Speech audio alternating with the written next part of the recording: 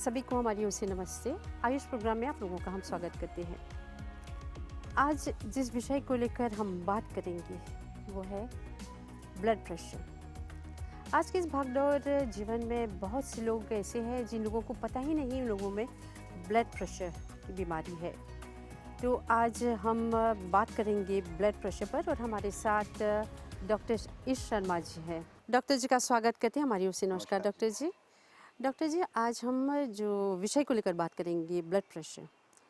तो ये जो ब्लड प्रेशर है बोल सकते हैं ये साइलेंट किलर है। इसमें कई लोगों की जान भी चली जाती है। जब हाई ब्लड प्रेशर हो जाता है तो जान भी चली जाती है। तो डॉक्टर जी, हम ये जानना चाहेंगे ब्लड प्रेशर है क्या?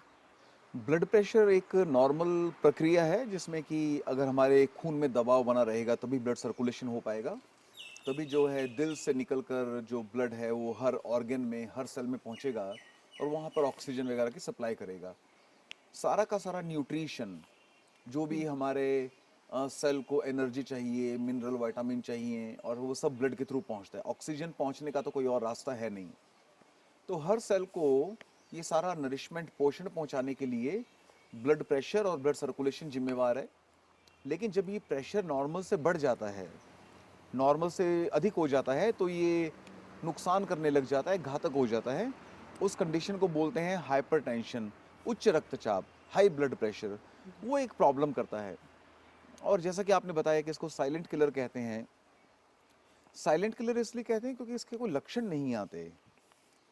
आपको कोई बीमारी होगी, आपको सिम्टम आएगा, आप ध्यान देंगे तो आप इलाज कराएंगे, लेकिन इसमें कोई सिम्टम नहीं आता। 90% पेशेंट्स को कोई सिम्टम नहीं होता और पेशेंट को लगता है कि मैं बिल्कुल ठीक हूँ, और इस वजह से वो बीमारी को इग्नोर कर देता है, उपेक्षा कर देता है, और बीमारी अंदर अंदर बढ़ती रहती है। साइलेंटली वो चुपचाप अंदर से ऑर्गेन्स को ख़त्म करती रहती है। किडनी को, हार्ट को, आँखों को, लिवर को, हर ऑर्गन को अंदर से डैमेज कर देती है और रोगी को पता भी नहीं चलता। इसलिए इसे साइलेंट किलर कहते हैं। तो यहाँ पर ये सुझाव मैं देना चाहूँगा, 40 वर्ष के बाद में आप अपना ब्लड प्रेशर रेगुलर चेक करवाते रहिए। अगर आपको ब्लड प्रेशर नहीं है तो भी हर 6 महीने में एक बार ब्लड प्रेशर चेक करवा लीजिए। और अगर आपको ब्लड प्रेशर है, अगर आपको दवाई दी गई है तो दवाई अच्छे से लीजिए। एक बहुत बड़ी गलती जो पेशेंट करते हैं, जो पिछले 25 वर्षों में हम देख रहे हैं, पेशेंट आके बोलता है मुझे तो कोई सिम्टम है नहीं। फिर ये भी बोलता है कि मुझे ना पता चल जाता है, जब मेरा ब्लड प्रेशर थोड़ा बढ़ता है तो मुझे पता चल जाता है, थोड़ा और बढ़ता है तो मुझे और पता चल जाता है, उसके हिसाब से मैं दवाइयाँ कम ज़्यादा कर लेता हूँ। ये बहुत बड़ा भ्रम है, ये बहुत रॉन्ग कंसेप्ट है। ऐसा नहीं होता। पेशेंट क्या करता है कि खुद को कभी कभी ज़्यादा कैपेबल समझकर और खुद एक अपनी धारणा बना लेता है कि मुझे तो अपना ब्लड प्रेशर फील हो जाता है। लेकिन वो एक गलत धारणा है, उस पर नहीं जाना चाहिए। आपको रेगुलर दवा लेनी चाहिए, रेगुलर ब्लड प्रेशर चेक करें, आप अपना बीपी अपरेटस घर पे ला के रखें, मॉनिटर करें, रिकॉर्ड करें, डॉक्टर को दिखाएं। अगर आपका ब्लड प्रेशर कम रहेगा तो डॉक्टर आपकी दवा कम कर देगा। लेकिन अपने आप दवा छोड़ देना, 50% लोग ऐसा बोलते हैं कि हम दवा को अपने आप कम ज़्यादा कर देते हैं। डॉक्टर ने 2 बार लेने को बोला, हम तो 1 बार ही लेते हैं। डॉक्टर ने इतना बोला, हम तो हाफ ही लेते हैं। ये सही नहीं है, इससे बीमारी बढ़ती चली जाती है। डॉक्टर जी, ये सिस्टोलिक और क्या है, थोड़ा सा इस पर समझाइए। जब ब्लड प्रेशर देख लेते हैं तो हम देखते हैं कि 2 प्रकार की रीडिंग आती है, सिस्टोलिक एंड डायस्टोलिक। जैसे हम बोलते हैं 120/80 मिलीमीटर ऑफ मर्कुरी आपका नॉर्मल ब्लड प्रेशर है। सेंटीमीटर में बोलेंगे तो 12/8 बोलेंगे। 12/8 सेंटीमीटर ऑफ मर्कुरी आपका नॉर्मल ब्लड प्रेशर है। ये 12/8 क्या है, ये 120/80 क्या है? ये है सिस्टोलिक और डायस्टोलिक प्रेशर। जब आपका दिल, आपका लेफ्ट वेंट्रिकल ऐसे सिकुड़ता है, कॉन्ट्रैक्ट होता है, तो बहुत प्रेशर के साथ में ब्लड को पूरी बॉडी में फेंकता है। वो प्रेशर कितना है? 120 मिलीमीटर्स ऑफ मर्कुरी। एक मर्कुरी कॉलम जो है वो 120 मिलीमीटर तक ऊंचा जाएगा अगर हम लोग सिस्टोलिक प्रेशर उस पे लगाएंगे। और जब हार्ट रिलैक्स करता है, लेफ्ट वेंट्रिकल जब रिलैक्स करता है, उस समय भी उसमें उसका प्रेशर जीरो नहीं हो जाता, तभी उसमें 80 मिलीमीटर ऑफ मर्कुरी का प्रेशर बना रहता है।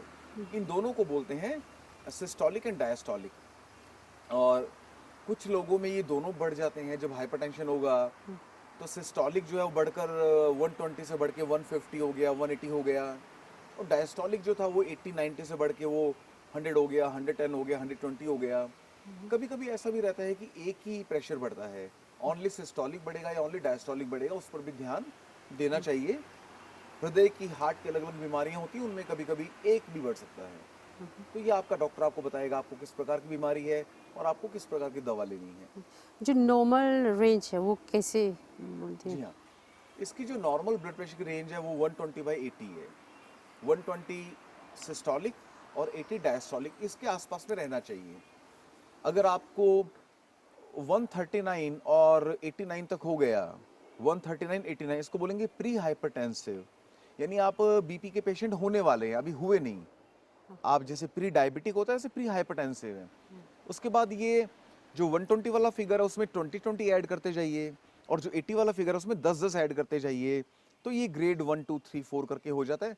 और अगर ये 200/120 से ऊपर हो गया, इसको बोलते हैं मैलिग्नेंट हाइपरटेंशन और हाइपरटेंशन इमरजेंसी, जिसमें कि कभी भी आपका जो है कोई ब्लड वेसल फट सकता है ब्रेन में, और आंखों में, और किसी ऑर्गन में कोई ना कोई ब्लड वेसल फट सकता है, आपकी कोरोनरी आर्टरी में प्रॉब्लम आ सकती है, और इमरजेंसी में इसको ट्रीट करना चाहिए।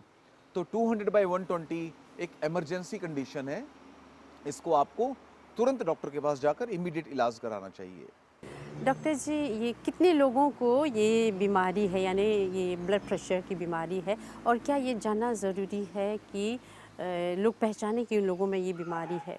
देखिए, एक स्टडी के मुताबिक दुनिया में 16 से 35% लोगों को हाइपरटेंशन है। एक और स्टडी के मुताबिक 22% लोगों को हाइपरटेंशन है। तो 22% बहुत बड़ा नंबर होता है। तो हर 5 में से एक व्यक्ति को ब्लड प्रेशर की बीमारी है, लेकिन वो लोग दवा नहीं ले रहे होते हैं। और ये इम्पॉर्टेंट इसलिए है कि ये सबसे कॉमन, सारी बीमारियों में सबसे कॉमन मॉडिफाइबल कॉज है जो हम कंट्रोल कर सकते हैं, प्री मैच्योर डेथ का। जल्दी मृत्यु का बहुत बड़ा कारण है, रादर सबसे बड़ा कारण है, जो कि हम इसको अवॉइड कर सकते हैं। तो इसीलिए ये सबसे इम्पॉर्टेंट है। और लाइफस्टाइल डिसऑर्डर्स की जब बात आती है, जीवन शैली से जुड़े जो रोग हैं, जिनको नॉन कम्युनिकेबल डिजीज कहते हैं, उनमें भी ये नंबर 1 है। और एक मेटाबॉलिक सिंड्रोम होता है, उसमें भी ये आता है, जैसे diabetes, obesity, high blood pressure और high cholesterol. Diabetes, high cholesterol, obesity और हाइपरटेंशन, इन चारों को मिला के बोलते हैं मेटाबॉलिक सिंड्रोम या सिंड्रोम एक्स। तो उसका ये बहुत इंपॉर्टेंट कंपोनेंट है। और क्योंकि 22% लोगों को है, इसलिए बहुत इंपॉर्टेंट है। ज़्यादा इंपॉर्टेंट इसलिए है कि लोग इसको इग्नोर करते हैं। साइलेंट किलर होने की वजह से लोग इसका प्रॉपर इलाज नहीं कराते। इलाज शुरू कराने के बाद में दोबारा डॉक्टर को नहीं मिलते, दवाइयाँ खुद चेंज कर लेते हैं, तो उससे इसकी घातकता बढ़ जाती है। और बहुत सारे लोगों में ये मृत्यु का, प्री मैच्योर डेथ का कारण बनता है, इसलिए ये बहुत इंपॉर्टेंट है। तो डॉक्टर जी, इसका कारण क्या है? क्यों ऐसा होता है? इस रोग के पैदा होने में बहुत कारण है, और सबसे इम्पॉर्टेंट है हमारा लाइफस्टाइल। अगर हमारा बॉडी वेट अधिक रहेगा, हम नमक का सेवन ज़्यादा करेंगे, तली हुई वस्तुएं ज़्यादा खाएंगे, तेल और घी ज़्यादा खाएंगे, स्ट्रेस ज़्यादा लेंगे, स्मोकिंग है, अल्कोहल है, और फिजिकल एक्सरसाइज नहीं करेंगे, ये 7 कारण इसके बहुत बहुत इंपॉर्टेंट हैं। और ये सारे के सारे मॉडिफाइबल है, इनको हम चेंज कर सकते हैं। आप वेट कंट्रोल कर सकते हैं, स्ट्रेस मैनेज कर सकते हैं, अपना नमक खाना कम कर सकते हैं, तेल घी खाना कम कर सकते हैं, एक्सरसाइज शुरू कर सकते हैं आप। तो इस प्रकार से ये सारे मॉडिफाइबल फैक्टर्स हैं, हमारे हाथ में हैं। सबसे बड़े तो ये कारण हैं। इसके अलावा बहुत सारे क्लिनिकल स्टडीज़ में ये पाया गया कि 35 प्रकार के जीन्स हैं हमारे शरीर में, और 30,000 के करीब जीन्स होते हैं। उनमें से 35 जीन्स हैं जो ब्लड प्रेशर के लिए रिस्पॉन्सिबल हैं। तो जीन को डायरेक्टली कंट्रोल करना, मॉडिफाई करना कभी कभी हमारे हाथ में नहीं होता, लेकिन बहुत सारी स्टडी ये बोलती हैं कि जीन्स भी मॉडिफाई हो सकते हैं। हमारा जेनेटिक मेकअप जो है, जीनोम है, वो भी बदला जा सकता है सही लाइफस्टाइल के साथ में। लेकिन बाकी जो आपके डायरेक्टली कंट्रोल में है, स्मोकिंग है, अल्कोहल है, ओवरवेट है, नमक है, इनको आपको तुरंत कम करना चाहिए। तो ये इसके जो मेन कारण हैं, ये मॉडिफाइबल कारण है, और कुछ जीन्स हैं, इनका विशेष ध्यान इन पर देना चाहिए। डॉक्टर जी, किसी को कैसे पता चले ये ब्लड प्रेशर है? इसके क्या लक्षण है? जी हाँ, ये बहुत इंपॉर्टेंट क्वेश्चन है, बिकॉज ये साइलेंट किलर है। तो हो सकता है कि अभी मुझको ब्लड प्रेशर हो और मुझे पता भी ना हो, और पता नहीं कब से है। तो इसके लिए बहुत इंपॉर्टेंट है कि जब आप 40 साल की उम्र हो जाती है, उसके बाद में आप रेगुलर अपना ब्लड प्रेशर चेक करवाते रहिए। हो सके तो आप घर पर लाकर आप अपना बीपी ऑपरेटर्स रखिए, कभी कभी बीपी चेक करते रहिए। और सिम्टम नहीं होने की वजह से ये बाय एंड लार्ज इग्नोर हो जाता है और बहुत घातक हो जाता है, क्योंकि पेशेंट को पता ही नहीं होता। सेकेंडली, कुछ लोगों को 5% लोगों को लक्षण भी आते हैं, सिम्टम्स भी आते हैं। वो सिम्टम क्या रहते हैं? सिर के पिछले हिस्से में दर्द होना, सिर के पिछले हिस्से में थोड़ा दर्द होना, कंसंट्रेशन की कमी रहना और इरिटेशन होना, चिड़चिड़ापन रहना और नींद डिस्टर्ब रहना। ऐसे कुछ लक्षण कुछ लोगों को हो सकते हैं, केवल 5% को। तो बिल्कुल भी इंतजार मत कीजिए कि मुझे सिर में दर्द नहीं है, मुझे इरिटेशन नहीं है, नींद अच्छी आ रही है तो मुझको तो ब्लड प्रेशर नहीं है। ये गलत अवधारणा है, इसमें ना पड़े। आप रेगुलर ब्लड प्रेशर चेक कराते रहिए और अगर ब्लड प्रेशर है तो सबसे पहले दवाइयों से बहुत बहुत अधिक इम्पॉर्टेंट है आपका लाइफस्टाइल मॉडिफिकेशन, क्योंकि जो 7 फैक्टर हमने बताए वो आपके हाथ में, आपके डॉक्टर के हाथ में नहीं है, आपकी गवर्नमेंट के हाथ में नहीं है। अब आप कहते हैं मैं गोली तो खा लूंगा पर ना तो मैं सिगरेट छोड़ूंगा, ना मैं अल्कोहल छोड़ूंगा, ना मैं एक्सरसाइज करूंगा, ना मैं स्ट्रेस कम करूंगा, ना मैं नमक खाना कम करूंगा। तो ऐसे में गोलियां काम नहीं करेंगी, गोलियां बढ़ती जाएंगी और उनका असर कम होता जाएगा और गोलियों के, दवाइयों के, केमिकल दवाइयों के अपने साइड इफेक्ट भी होंगे।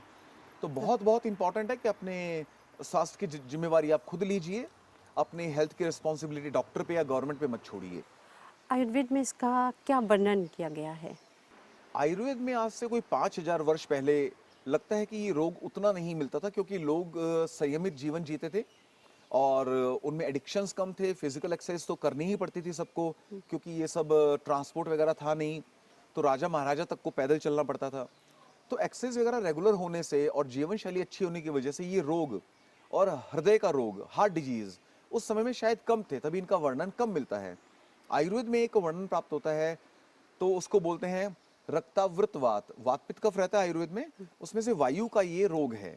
आयुर्वेद में एक सिम्टम आता है रक्तावृत वात, यानी कि ब्लड के द्वारा घिरी हुई वायु। अगर किसी एयर को, वायु को ब्लड ने घेर लिया तो अंदर से वायु प्रेशर मारेगी और बाहर जो ब्लड है उस पर भी प्रेशर पड़ेगा। तो ये एक ऐसा सिचुएशन है जिसे ब्लड प्रेशर के साथ में हम लोग को रिलेट कर सकते हैं, रक्तावृतवात। हालांकि रक्तावृतवात के जो लक्षण हैं वो सीवियर पेन बोला गया है। पेशेंट को बॉडी में तेज पेन रहेगा, इसमें सिम्टम नहीं होता तेज पेन का, केवल कुछ सिर के दर्द का लक्षण होता है, या अगर कोई आर्टरी वगैरह रप्चर हो जाएगी तो तेज पेन हो सकता है। तो लेकिन इसलिए डायरेक्ट जो है रेफरेंस हमें ब्लड प्रेशर का आयुर्वेद में नहीं मिलता, फिर भी रक्तावृतवात के साथ में एक वायु का रोग मानकर इसका इलाज किया जाता है। डॉक्टर जी, अगर इसको इग्नोर करें तो इसके क्या कॉम्प्लिकेशंस हो सकते हैं? देखिए, इसका जो सबसे बड़ा जो मैकेनिज्म है, ये ब्लड प्रेशर बनता कैसे है? अगर आप तेल घी ज़्यादा लेंगे, स्मोकिंग करेंगे, नमक ज़्यादा खाएंगे, स्ट्रेस करेंगे, आप एक्सरसाइज नहीं करेंगे, तो होता क्या है कि आपकी आर्टरीज जो है हार्ड होने लग जाती हैं।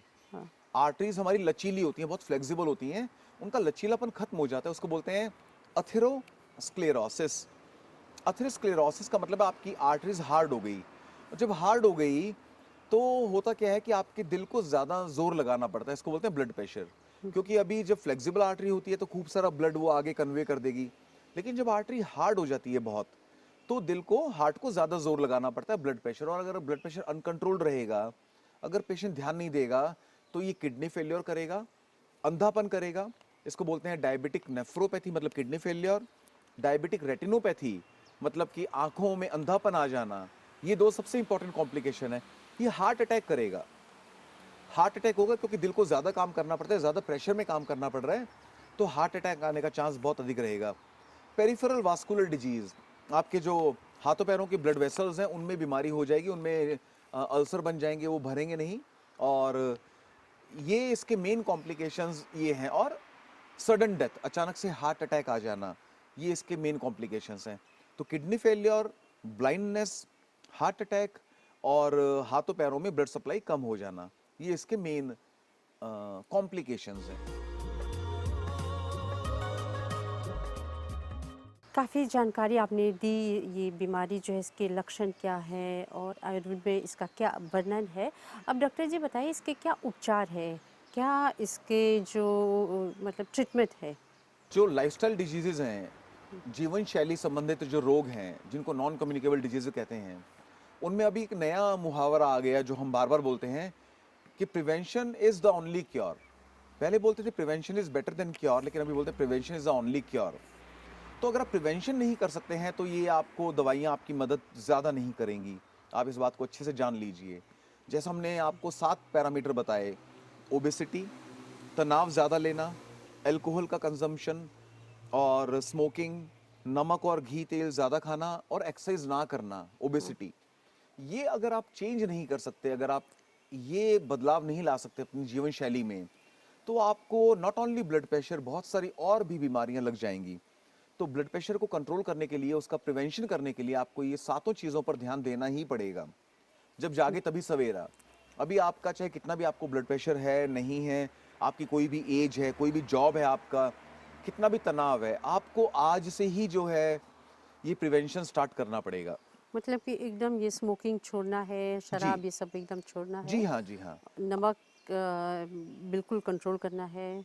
आपको स्मोकिंग बिल्कुल छोड़ना है, शराब बिल्कुल छोड़ना है, नमक को बहुत बहुत कंट्रोल करना है। अभी नमक वाला फैक्टर सबसे बड़ा है, अच्छा। बिकॉज जब पेशेंट को हम इलाज करते हैं, हम कितने ही पेशेंट्स देखते हैं ब्लड प्रेशर के, जब उनको बोलते हैं नमक कम खाइए तो एक ही बात बोलते हैं। 90% पेशेंट एक ही बात बोलते हैं, नमक तो हम कम ही खाते हैं। नमक तो हम कम ही खाते हैं का मतलब है वो नमक कभी कम करने को तैयार नहीं है, क्योंकि वो ये मानता है कि मैं तो नमक कम खाता हूँ। अगर आप कम खाते हैं, हो सकता है आप मुझसे कम खाते हो, आपसे कम खाते हो, लेकिन जितना भी नमक आप खा रहे हैं उससे आपको आज ब्लड प्रेशर हो रखा है। जितना आज खाते हैं उसी को कम करना पड़ेगा। बड़ा मैथमेटिकल फॉर्मूला है, आपको 50% सॉल्ट पे आना पड़ेगा। अगर मतलब आप कि जितना लेते हैं उसे आधा कम। उसे आधे पे आना पड़ेगा। हाँ। और नमक छोड़ना आसान नहीं होता, क्योंकि जैसे ही नमक कम करेंगे आपको खाने में स्वाद नहीं आएगा, आपको खाना बहुत बेकार लगेगा, हाँ। और उससे आपको एक और तनाव रहेगा कि खाना कितना बेकार है। हाँ। तो इसका एक तरीका है। इसका तरीका ये बताया है हमने कि हर 2 सप्ताह में आपको 10% नमक कम करना है। अगर आप किसी डिश में चम्मच भर के नमक डालते हैं तो पहले उसका 10% कम डालिए 2 सप्ताह तक। तो आपकी जो टंग है, आपकी जीभ है, आपका टेस्ट है, वो थोड़ा कम हो जाएगा। हाँ। 2 सप्ताह के बाद में और 10% कम कीजिए। ऐसे हर 2 सप्ताह में 10% कम करके 10-15 सप्ताह में आप 50% पे आ जाइए। तब तो आप कर पाएंगे। अगर आपने जिद करके एकदम से नमक कम कर दिया तो आपको खाना टेस्टी नहीं लगेगा, आप खाने का अप्रसन्न मन। रहेंगे, खाने का मन नहीं करेगा, हाँ। आपको गुस्सा आएगा, फ्रस्ट्रेशन होगा, फिर आप दोबारा नमक खाने लग जाएंगे। हाँ। तो इसलिए आपको नमक जो है सबसे चैलेंजिंग है। नमक आपको कम करना ही पड़ेगा, नहीं तो ब्लड प्रेशर में कमी नहीं आएगी, क्योंकि नमक सीधा सीधा आपके शरीर में वाटर रिटेंशन करता है। वाटर रिटेंशन करके ये ब्लड का वॉल्यूम बढ़ाता है और ब्लड का प्रेशर बढ़ाता है। तो ये बहुत इंपॉर्टेंट है। प्रिवेंशन के बाद में अगर आप ये 7-8 चेंजेस कर पाते हैं, ओबेसिटी, एक्सरसाइज, स्ट्रेस मैनेजमेंट, नमक, घी, तेल, शराब, सिगरेट वगैरह, तो जैसा हमने ये सारी बहुत सारी दवाइयों के बारे में बताया आपको, सर्पगंधा, अश्वगंधा, त्रिफला, अर्जुन, ब्रह्मी, जटामांसी, इनके अलावा एक और औषधि है जो कि बड़ा मदद करती है, वो है ईसबगोल। ईसबगोल और त्रिफला ये दोनों परम रूक्ष होते हैं, बहुत ड्राई होते हैं। ड्राई होने से जब ये हमारे पेट में जाते हैं तो पेट में जितना भी एक्स्ट्रा फैट अवेलेबल, आपने खाने पीने में जो भी गातो पीमा खाया था, तला हुआ भोजन लिया था, ये आपके पेट में इंटेस्टिन में से ही सारे फैट को एंगेज कर लेते हैं। हाँ। उसके बाद में जो इनके एल्केलॉइड्स हैं, त्रिफला और ईसबगोल के जो फाइटोकेमिकल्स हैं, वो आपके ब्लड में जाके वहां भी कोलेस्ट्रॉल को एंगेज कर लेते हैं, कोलेस्ट्रॉल को कम करते हैं। तो कोलेस्ट्रॉल को कम करते हैं, उससे ये वेट लॉस में मदद करते हैं और साथ में ब्लड प्रेशर भी कम करते हैं। तो त्रिफला के साथ में ईसबगोल भी जो है रोज रात को लिया जा सकता है, और त्रिफला और ईसबगोल दोनों का कॉम्बिनेशन हर प्रकार की गैस और कॉन्स्टिपेशन को, कब्जी को दूर करने में बहुत प्रभावी है। तो त्रिफला के साथ में ईसबगोल भी रोज रात को लिया जा सकता है। जैसे पाउडर दोनों मिलाकर गर्म पानी में उसको हाँ या जी। बॉईल करके। नहीं, बस मिला के ले लीजिए। हाँ। मैं बताता हूँ, है ना, बोलता हूँ मैं। अच्छा। तो आप क्या कर सकते हैं कि रात को सोते हुए आप एक छोटा चम्मच, 1 टीस्पूनफुल त्रिफला और 1 टीस्पूनफुल ईसबगोल, इनको गर्म पानी में घोल लीजिए। घोलने से ईसबगोल फूल जाएगा और पानी को पी लीजिए। ऊपर से आप ताज़ा पानी पी लीजिए, गर्म पानी पी लीजिए। इसका ये तरीका है। ईसबगोल को कभी भी सूखा मुंह में नहीं डालना चाहिए। अगर आप सूखा त्रिफला, सूखा ईसबगोल मुंह में डालेंगे, कभी कभी गले में चिपक जाता है और आपको ये सफोकेशन कर सकता है। अभी हाल में योग दिवस मनाया गया और काफ़ी चर्चा हुई कि योगासन करने से कई बीमारी दूर होती है। तो हम ये जानना चाहेंगे, हाई ब्लड प्रेशर जिसको है, क्या योग आसन से इसको हम ठीक कर सकते हैं? थोड़ा इसके बारे में बताएं। अभी इंटरनेशनल डे ऑफ योग गया तो उसमें बहुत सारे जगह पर चर्चाएं हुई और योग के और प्राणायाम के और ध्यान के बहुत सारे लाभ देखे गए, मेडिटेशन के लाभ के बारे में अलग अलग रिसर्चर्स ने बात की कि ये किस प्रकार से मदद करता है। तो ये मेडिकली प्रूवन है, जब हम योग करते हैं, प्राणायाम करते हैं और मेडिटेशन करते हैं जिसको ध्यान बोलते हैं, तो आपके स्ट्रेस हार्मोन्स का लेवल कम होता है। स्ट्रेस हार्मोन में सबसे इंपॉर्टेंट हार्मोन जो है, जो सबसे ज़्यादा नुकसानदायक है, वो है एड्रेनालिन। अगर आप योग करेंगे, प्राणायाम करेंगे, मेडिटेशन करेंगे तो आपका एड्रेनालिन का स्तर कम होगा और एड्रेनालिन का स्तर कम होने से आपका ब्लड प्रेशर नहीं बढ़ेगा। और वहीं पर एक एड्रेनालिन का अपोजिट हार्मोन रहता है एसिटिलकोलिन। एसिटिलकोलिन ब्लड वेसल को रिलैक्स करता है, ब्लड प्रेशर को कम करता है। तो थोड़ा सा ध्यान और प्राणायाम मेडिटेशन करने पर और योग करने पर आपका एसिटिलकोलिन का स्तर थोड़ा सा बढ़ता है और वो बहुत पावरफुल हार्मोन है। एसिटिलकोलिन एड्रेनालिन के मुकाबले में 1000 टाइम्स ज्यादा पावरफुल है, लेकिन बिल्कुल अपोजिट काम करता है। तो एड्रेनालिन जहां ब्लड प्रेशर बढ़ाता है, एसिटिलकोलिन ब्लड प्रेशर को कम करता है। तो इस प्रकार से योगा, प्राणायाम और मेडिटेशन डायरेक्टली ब्लड प्रेशर को कम करते हैं। डॉक्टर जी, आपको बहुत धन्यवाद देते हैं और हम ये आशा करते हैं जो हमारे दर्शक हैं, काफ़ी उन लोगों को ये अच्छी जानकारी मिल गई होगी और काफ़ी आपने अच्छी तरह से समझाया कि है क्या, उसके लक्षण क्या है, उपचार क्या है। तो डॉक्टर जी बहुत धन्यवाद देते हैं, फिर मिलेंगे हमारी ओर से नमस्कार। तो आज आयुष प्रोग्राम में चर्चा हुई ब्लड प्रेशर पर। ब्लड प्रेशर है क्या, इसके क्या लक्षण है, डॉक्टर जी ने बहुत अच्छी तरह से समझाया और आशा करते हैं आप लोगों को भी अच्छी तरह से इस बीमारी के बारे में पता चल गया होगा। तो आपको बहुत बहुत धन्यवाद देते हैं। एक और प्रोग्राम लेकर फिर मिलेंगे, हमारी ओर से नमस्ते।